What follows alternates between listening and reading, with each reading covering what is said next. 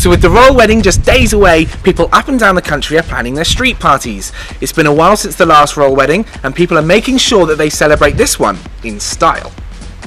So with the country gripped by Will and Kate fever, there's bound to be someone like Adam organising a party near you. What have you got planned for the royal wedding day?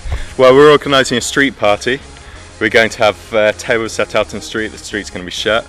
We're going to have balloons, banners, flags, maybe bouncy castle, barbecues. Just going to get the whole feel-good vibe going. Fantastic. And who's invited to this sort of thing? I mean, is it child-friendly? Is it good for the kids? Anyone's invited. There's going to be food and drinks, so just come along. Fantastic. Over 2 billion people will be tuning in, just hoping to catch a glimpse of the couple's first kiss. But if, like me, you haven't got an invite to the wedding, why not pop down to your local street party and watch it there? I know I will.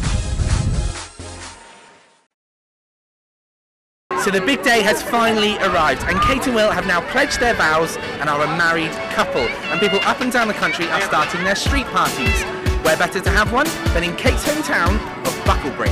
A local farmer offered his fields to the villagers of Bucklebury, and over 2,000 people turned up to play in the farm's park or watch the live bands on the big stage. And although the real bride was 50 miles away in London, you could still find a few in Bucklebury. Where'd you get your dress from? From Chloe and Stacey. It's very pretty. Are you a bride? Are you a bride today as well? Yeah? Do you wear it for Kate? Yeah? It's very pretty. The whole day was a huge success, and while the new couple jet on their honeymoon, Kate can look forward to coming back to a village that she can call home. It's estimated that over 2 billion people tuned in all over the world to watch Kate and Will's first kiss on the balcony. But I know for sure that there were 2,000 people here watching on with pride as Kate finally became a princess. Today is the day when Britain steps back from the brink, when we confront the bills from a decade of debt, a day of rebuilding. It's time to tighten our belts. That's the message from the new coalition government. And it's not just the general public you have to cut back. George Osborne announced a massive 20% cut to the police budget, raising fears that the number of policemen in the country would fall. But is such a huge cut so quickly the right way of dealing with the deficit? And although the cuts are harsh, could they end up being a good thing for the force? When you've got your back to the wall financially, you're forced to make radical organisational changes. You're forced to think through doing things in a different way. That will probably produce some benefit as well.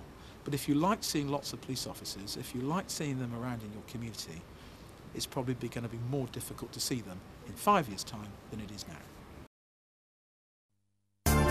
It's the moment students here have been waiting for. Open your envelopes.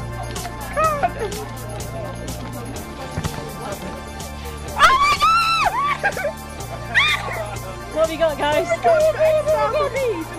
I got literally 1 A star, 1, 2, 3, 4, 5, 6 A's and 2 B's. Wow! And it seems these students at Twynham School in Bournemouth aren't the only ones with success stories. Nationally, the pass rate's leapt up by the biggest amount this century to 2/3. So how have other students at Twynham been getting on? A's and B's mainly. I did really well. I got an A star, A, B's and C's. I got an A in PE, so I was pretty sound with that. Got like C's and B's and stuff. But, as per usual, the big talking point is whether the exams are getting easier. With higher pass rates, some reckon GCSEs need to be more difficult. But Dr Terry Fish, who's head at Twynham School, says the results have taken real dedication. A lot of hard work's like everything, nothing happens by accident, you know, a lot of hard work's gone into it, teachers have worked hard, support staff have worked hard, but at the end of the day, the students have worked hard. And at the bottom end of the scale, fewer than 1/3 of students at hundreds of schools are getting less than 5 Cs.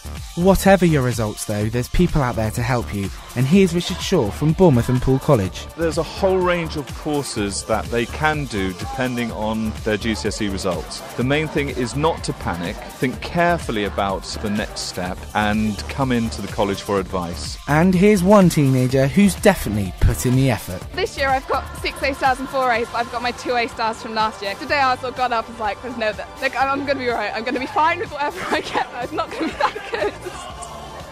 Oh, I'm trying not to cry. I'm a bit speechless. Oh, I can't believe it. There's one thing you can be sure of. There will be parties tonight because whatever the grade, for thousands of teens in Bournemouth and Poole, school's out forever.